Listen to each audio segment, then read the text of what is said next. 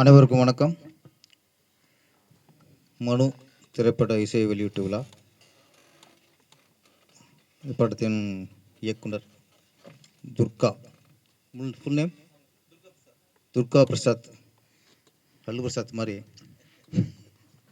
துர்கா. ஆமாம், துர்கா பிரசாத். நான் இங்கே வந்தது காரணமே நான் இழுத்து வரப்பட்டேன். துர்கா பிரசாத் வந்து விஜய் ரசிகர், தீவிர ரசிகர். ஆமாம், நான் ஏற்கனவே ஃபங்க்ஷன் ஒன்று இருந்துச்சு, அதனால் ஃபஸ்ட்டு நான் கொஞ்சம் வர்றதுக்கு தயங்கினேன். எங்கே இருந்தாலும் வராமல் போயிடுவாருன்ட்டு அங்கேயே ட்ரெயினில் காட்டிட்டாப்புல. ஆனால் விஜய் ரசிகர்னு அங்கே எங்கேயோ முத்திர குத்திருக்காப்புல. சரி, 2 படம் பண்ணியிருக்கிறாரு. நம்ம விஜய் ரசிகரை பற்றி கதை அப்படின்னா ஒரு வந்து ஆகணும் அப்படிங்கிற ஒரு தூண்டில். அதுக்கு உடனே வந்து நம்ம வெங்கட் பிஆர்ஓ. ஆமாம், அவர் தான் சார் வந்துடணும் சார், சின்ன படம் சார். சார் டேரக்டர் வந்து விஜய் ரசிகர் சார், விஜய் ரசிகர் கதை சார். 5-6 விஜய் இப்போ போட்டார் அவர். அதனால் அது வந்து விஜய் ரசிகர் இயக்கிய படம் அப்படிங்கிறனால நான் வந்திருக்கிறேன். அதை நான் சந்தோஷம் அடைகிறேன். விஜய் அவர்கள் வந்து இப்போ கட்சி ஆரம்பிச்சிட்டாரு, அடுத்து முதல்வர் ஆயிடுவார் அப்படிங்கிற நம்பிக்கையில் தான் இப்போ மனு ரெடி பண்ணிட்டாங்க. எல்லாரும் நடிகர்கள் வந்து கட்சி ஆரம்பித்து சீமானுக்கப்புறம் ஆளுங்கட்சி ஆனதுக்கப்புறம் தான் மனு ரெடி ஆகும். எவ்வளோ நம்பிக்கை இருந்தால் துர்கா பிரசாத் நீங்கள் சாதாரண இல்லை. ஆமாம், இப்போவே மனு ரெடி பண்ணிட்டாரு. ஆனால் இந்த மனு வந்து நல்ல மனு தான், நல்ல மனு தான். மனுவில் 2 இருக்குது.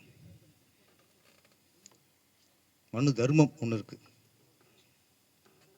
இன்னொன்று மனு நம்முடைய ஆதங்கம். மனு தர்மம், இது மனுங்கிறது, இது ஆதங்கம்.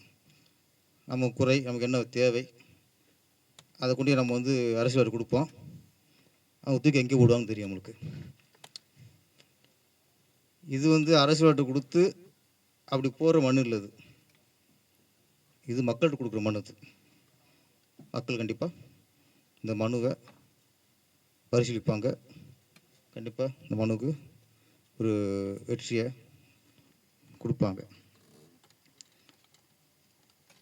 நம்ம விஜயமுரி சார் சொன்னார், அவரோட ஆதங்கம். ஒவ்வொரு மனு கொடுப்பாங்கல்ல, அவர் ஆதங்கம் யாருமே நடிகைகள் வரல. அவர் வெறும் ஆம்பளைலாம் இருக்காங்க. ஆமாம், இது இப்போ மாஸ்டர் ஜாக்குவதங்க மூஞ்சியை பார்க்கணும், கொஞ்சம் எட்டி பார்த்தா பேரஸ் மூஞ்சியை பார்க்கணும். எத்தனை நாளைக்கு தான் டெய்லிக்கு இவங்க மூஞ்சியை பார்த்துக்கிட்டு இருக்குது? ஏதோ ஒரு கொண்டு வந்தால் கொஞ்சம் ஆமாம் ஆமாம், அதில் அது நீங்கள் அவங்க டேஸ்ட் பேசியிருக்காப்புல. மாஸ்டர் வந்து 200 வருஷம் வாழணும் அப்படின்னு முடிவு பண்ணிட்டார். அதில் இந்த ஆசா பாசம், அந்த தம்மு தண்ணி கஞ்சா இது எதுவுமே இல்லாமல் சித்தரேட்டார். ஆமாம், ஏன்னா 200 வருஷம் வளர்ந்துருக்காங்க. அதனால் நீங்கள் லிஸ்ட்டு சேராதீங்க. நான் பேசுகிறது விஜயமுரி சாரை பற்றி, அவர் ஃபீலிங்கை நான் பேசிக்கிட்டு இருக்கேன். ஏன்னா நீங்கள் வேறு ட்ராக். அது சித்தர் சைடில் நாங்கள் வரல, பெண் பித்தர் சைடில் வந்துக்கிருக்கோம். ஆனால் என்ன, அவர் விஜயமுரி சார் வந்து என்னடா ஒன்றும் கிளாமர் இல்லைன்னா ஒருத்தர் கிளாமர் ஒருத்தருக்காரு சார், இவர் கூட்டு கிளாமர் சத்தியா கூட்டு வந்துடுவார். நமக்கு கிளாமர்னு எனக்கு தெரியும். சத்தியாங்கிறது ஆம்பளைக்கும் வைப்பாங்க, பொம்பளைக்கும் வைப்பாங்க. நான் ரொம்ப நாளாக கிளாமர் சத்தியா வர்றாரு அப்படின்னா, அவர் சத்தியாங்கிற லேடிஸ் கிளாமர் வரும்போல அப்படின்பா இவரை பார்த்துட்டேன். கிளாமர் சத்தியாவை கூட்டு வர இவர் தான், பேர்லேயாவது ஒரு கிளாமர் இருக்கட்டுமே அப்படின்ட்டு. என்ன நீங்கள் உண்மையான கிளாமர் கூட்டுவாங்க நீங்கள். அப்போ விஜய் ரசிகரை பற்றி கதை அப்படிங்கிறனால மாஸ்டர் பிரச்சனை இல்லை.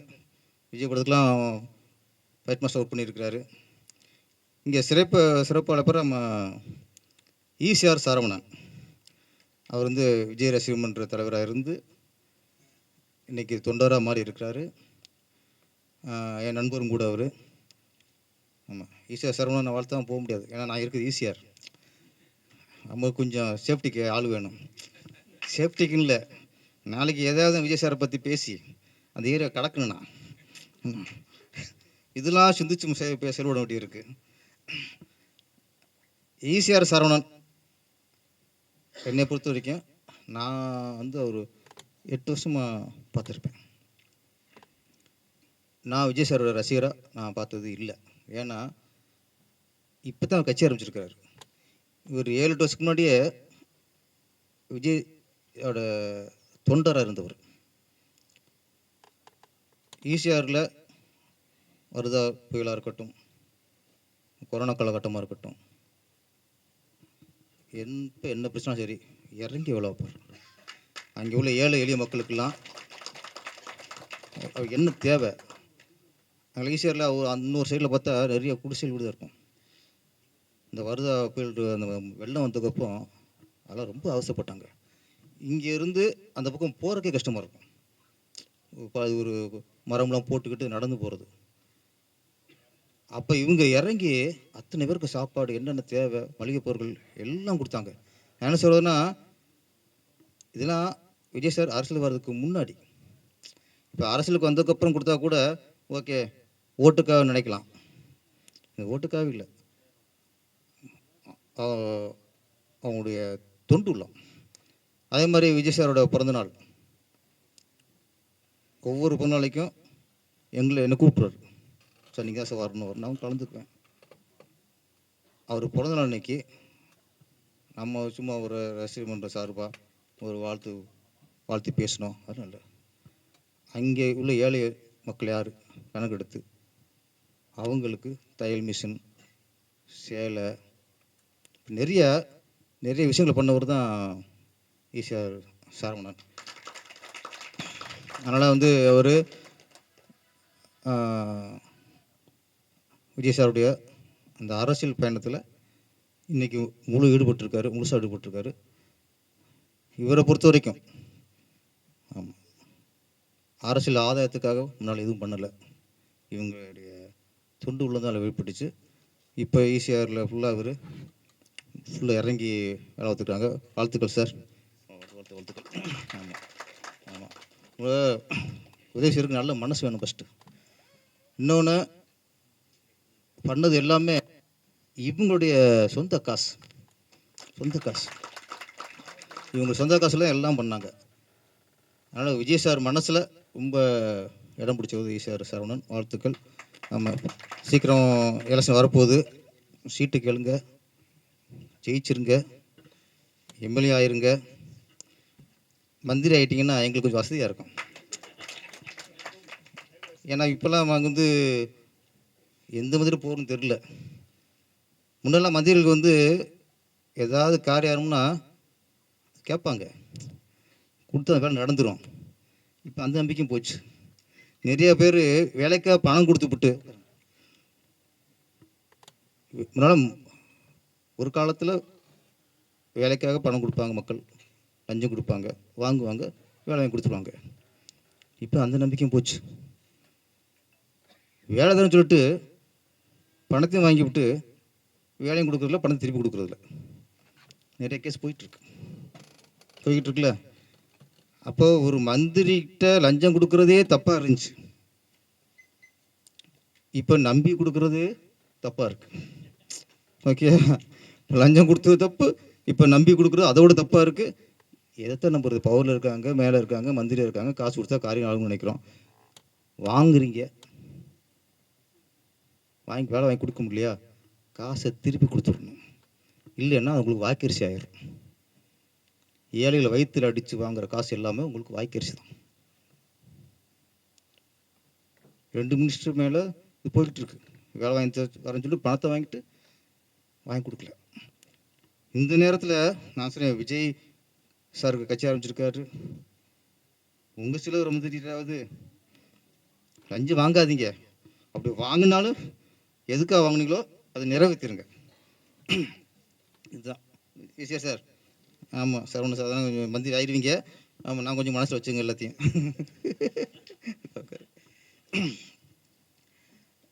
இந்த படம் ஒரு விஷயம் சொன்னார் விஜயபுல் சார். குடி போதை, கஞ்சா. இப்போ நம்ம மனு கொடுக்க வேண்டியது, இந்த படத்துக்கு பேர் மனு. நம்ம உண்மையிலே எல்லாரும் மனு கொடுக்க வேண்டியது எங்கன்னா ஆண்டவன் கொடுக்க நிலையில் இருக்கும். அரசியல் கொடுக்கலாம் வேஸ்ட்.